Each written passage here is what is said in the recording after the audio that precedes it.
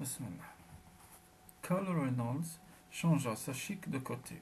Pendant que plissant les paupières, il collait son regard le long du canon en acier bleui de son Winchester.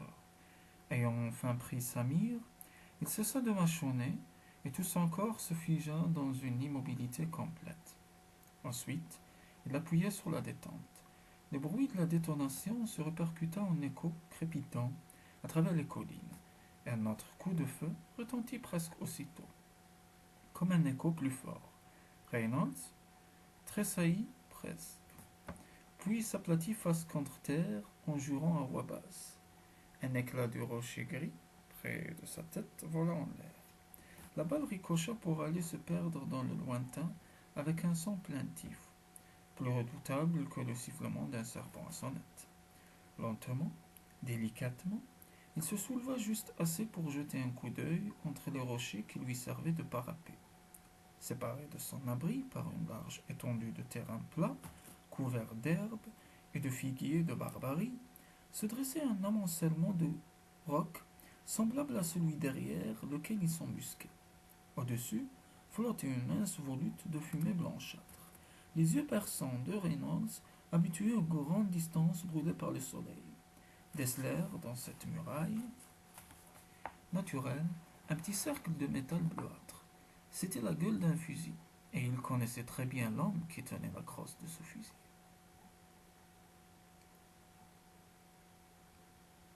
L'inimité entre Carl Reynolds et Ezo Brill durait depuis beaucoup plus longtemps que ce n'est la coutume au Texas. Dans les montagnes du Kentucky, les vendettas s'étendent facilement sur plusieurs générations. Les conditions géographiques du sud-ouest et le tempérament de ses habitants ne permettaient pas des hostilités prolongées. Les querelles se réglaient en général de façon définitive, avec une soudaineté effarante. La scène était au bar, la rue principale d'une petite ville d'Enver, ou la brousse déserte. On se canardait de très près avec des revolvers à 6 coups ou des fusils de chasse au canon scié, et l'affaire se trouvait tout de suite liquidée dans un sens ou dans l'autre. Carl Reynolds et Isobril avaient échappé à cette loi. En premier lieu, leur querelle n'était pas une vendetta. Elle ne concernait qu'eux-mêmes, à l'exclusion de tout parent ou ami. En second lieu, personne, y compris les intéressés, n'en connaissait l'origine. Carl Reynolds savait seulement qu'il avait détesté Isobril pendant presque toute sa vie, et que Brill lui rendait l'appareil. Une fois, au cours de leur adolescence, ils s'étaient empoignés avec la violence furieuse de deux chats sauvages qui se disputent une femelle. À la suite de cette bagarre, Reynolds avait gardé la cicatrice d'un coup de couteau au bas des côtes, et Brill n'y voyait presque plus de l'œil gauche. Mais la querelle n'avait pas été vidée pour autant. Au terme de leur match nul, les deux adolescents n'avaient pas éprouvé le désir de se serrer la main et de faire la paix. C'est là une attitude hypocrite propre aux sociétés civilisées, dont les membres n'ont pas assez de cran pour se battre à mort. Quand un homme a senti le coutelas de son adversaire grincir sur ses os, le pouce de son adversaire s'enfoncer dans une de ses orbites, le talon de la botte ferrée de son adversaire lui écraser la bouche, il n'est guère enclin à pardonner et à oublier. Donc, Reynolds et Brill continuèrent à nourrir dans leur cœur cette haine réciproque jusqu'à ce qu'ils eussent atteint l'âge viril. Alors, en leur qualité de conducteurs de bétail pour des rangs rivaux, ils trouvèrent maintes occasions de poursuivre leur petite guerre personnelle. Reynolds volait des bêtes au patron de Brill, et Brill lui rendait l'appareil. Chacun d'eux, furieusement irrité des méthodes de son adversaire, considérait qu'il avait le droit de l'éliminer par n'importe quel moyen. Un soir, dans un bar de Cowells, Brill surprit Reynolds sans armes, et Reynolds dut chercher son salut dans une fuite ignominieuse, par la porte de derrière, accompagné par une grêle de balles. Une autre fois, Reynolds, couché dans le chaparral, avait désarçonné son adversaire d'un coup de fusil tiré à 500 yards de distance, et sans l'apparition inopportune d'un surveillant de range, le différend eût été définitivement réglé, car Reynolds avait eu l'intention bien arrêtée de sortir de son embuscade et de décerveler le blessé à coups de crosse. Brill gaillard aux muscles d'acier, à la peau tannée par le soleil, possédait comme tous les gens de sa race une vitalité de taureau. Dès que sa blessure fut cicatrisée, il s'était mis à pourchasser celui qui lui avait tendu ce perfide guet-apens. Maintenant, après ce préambule d'escarmouche, les deux adversaires se trouvaient face à face, à bonne portée de fusil, au milieu d'un paysage de collines désertes où ils ne risquaient guère d'être dérangés par des tierces. Ils étaient couchés depuis une heure derrière leur parapet de rochers et tiraient en moindre soupçon de mouvement, mais ni l'un ni l'autre n'avait encore touché sa cible. Aux tempes de Reynolds, un pouls minuscule battait.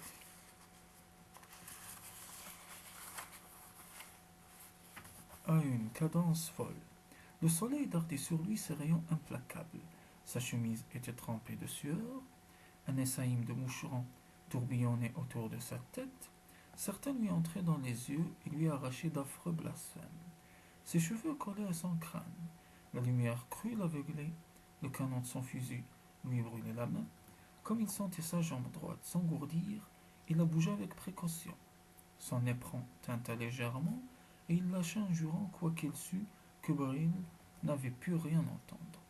Toutes ces incommodités nourrissaient le feu de sa colère, car inconsciemment, il en attribuait la responsabilité à son ennemi.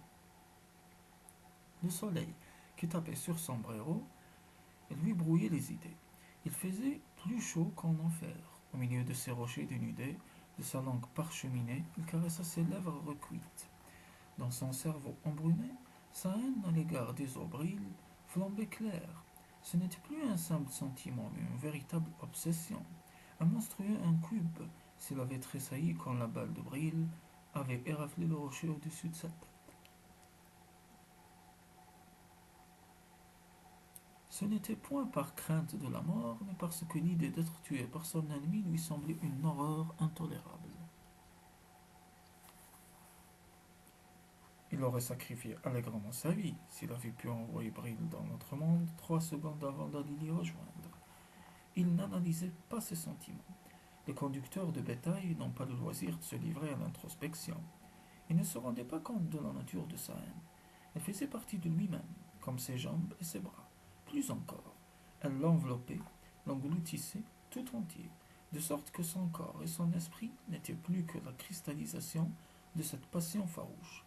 Libre des entraves de la civilisation et de l'intellectualité, il s'abandonnait à des instincts purement primitifs, qui avaient donné naissance à une haine trop forte pour que la mort même pût la détruire, assez puissante pour s'incarner en elle-même sans avoir besoin de recourir à une substance concrète.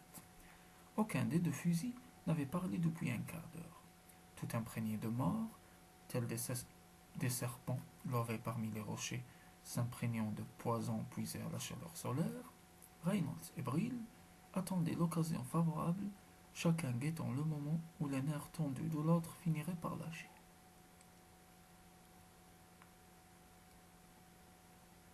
Brill céda le premier. Les habitudes de prudence contractées dans la brousse étaient trop fortes chez lui pour qu'il s'abandonnât à une crise de folie temporaire ou un débordement de fureur sans contrôle.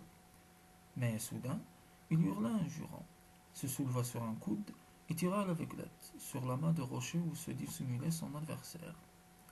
Il laissa tout juste voir, l'espace d'un instant, la partie supérieure de son bras et le haut de son épaule.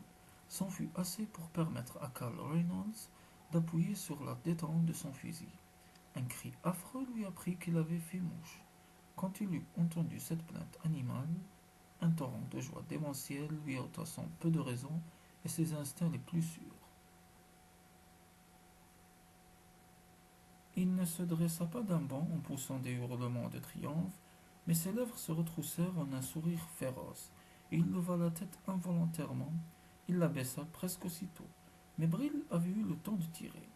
Carl Reynolds n'entendit pas la détonation car, au même instant, quelque chose explosa dans son crâne. Il se trouva plongé dans d'opaques ténèbres piquetées d'étincelles rouges. Cette nuit mentale ne tarda pas à se dissiper. Reynolds promena autour de lui un regard hébété et s'aperçut avec horreur qu'il se trouvait étendu en terrain découvert. L'impact de la balle l'avait fait rouler hors de son fortin. En même temps, Il se rendit compte qu'il n'avait pas été touché de plein fouet. Le projectile avait ricoché sur une pierre en lui déchirant au passage la peau du crâne. La blessure paraissait insignifiante. L'important, c'était que rien ne le dissimulait aux yeux de Brill, qui pouvait le truffer de plomb à sa guise. D'un coup d'œil, il repéra son fusil à peu de distance. L'arme était tombée contre un rocher. La crosse reposa sur le sol. Le canon pointait obliquement vers le ciel. Un autre coup d'œil lui montra son adversaire, debout parmi les rochers où il s'était embusqué. Carl Reynolds eut le temps d'observer la grande et mince silhouette de Brill, pantalon taché, tombant un peu de côté sous le poids du revolver dans son étui, bottes de cuir usées, mince filet rouge à l'épaule de la chemise bleue collée au corps, cheveux noirs en broussailles, d'où coulaient des ruisseaux de sueur sur le visage hérissé de barbe. Il distingua les dents jaunies par le tabac que dénudait un sourire féroce. Brill tenait son fusil d'où émanait encore un peu de fumée. Ces détails bien connus et détestés, Reynolds les vit avec une netteté surprenante pendant les quelques instants où il s'efforça de lutter contre les chaînes invisibles qui semblaient l'empêcher de bouger. Mais au moment même où il songeait que le choc du ricochet de la balle l'avait peut-être paralysé, il se sentit soudain libre et se laissa rouler sur le sol, d'un mouvement si rapide qu'il eut l'impression de se précipiter vers son fusil tant il se sentait léger. Il se laissa tomber derrière le rocher et empoigna son Winchester. Il n'eut même pas à le soulever dans la position où se trouvait l'arme. Elle était braquée droit sur l'homme qui venait vers lui. L'étrange comportement de son adversaire l'empêcha de faire feu immédiatement. Au lieu de tirer sur lui ou de regagner son abri d'un bond rapide, Esobril continuait à avancer dans sa direction, un sourire odieux sur les lèvres, son fusil reposant sur son avant-bras. Était-il fou? Ne voyait-il pas que son ennemi débordait d'une vie furieuse et tenait son Winchester braqué sur sa poitrine? En fait, Brill semblait ne pas regarder Reynolds, mais l'endroit où celui-ci était resté étendu pendant quelques secondes, renonçant à chercher une explication des actes de son adversaire. Carl Reynolds pressa la détente, en même temps que claquait la détonation rageuse. Un fragment de chemise bleue se détacha de la large poitrine de Brill, qui chancela en arrière, la bouche grande ouverte. L'expression de son visage apporta à Reynolds une nouvelle surprise. Les O'Brien appartenaient à une race d'hommes qui se battent jusqu'à leur dernier soupir. Il aurait dû continuer à tirer en aveugle jusqu'à ce qu'il ne restât plus en lui le moindre atome de vie. Or, son air de triomphe disparut pour faire place à un air de stupeur épouvantée. Il ne fit pas le moindre effort pour lever son arme qui tomba à terre, ni pour porter sa main à sa blessure. Levant les bras au ciel dans un étrange geste d'impuissance, il se mit à tituber, les genoux ployés, les traits figés en un masque de surprise hébétée, dont l'aspect emplit son adversaire d'un effroi indicible. Un flot de sang jaillit de sa bouche, puis tel un arbre déraciné par la tempête, Esobril s'effondra sur le sol et ne bougea plus. Carl Reynolds se leva, sans se soucier de prendre son fusil. Les collines ondulées, couronnées d'herbes courtes, se brouillèrent devant ses yeux. Le ciel et le soleil eux-mêmes lui parurent plongés dans une brume irréelle, mais son cœur débordait d'une joie farouche. La longue querelle venait de prendre fin, et même s'il était mortellement blessé, il avait envoyé Esobril en avant-garde sur le chemin de l'enfer. Ensuite, son regard se posait sur l'endroit où il avait roulé après avoir été frappé par la balle de son adversaire, et il l'ouvrit de grands yeux. Était-il victime d'une hallucination? Le cadavre d'Esobril gisait là-bas dans l'air, et pourtant, à quelques pieds de distance, il y avait un deuxième corps inerte.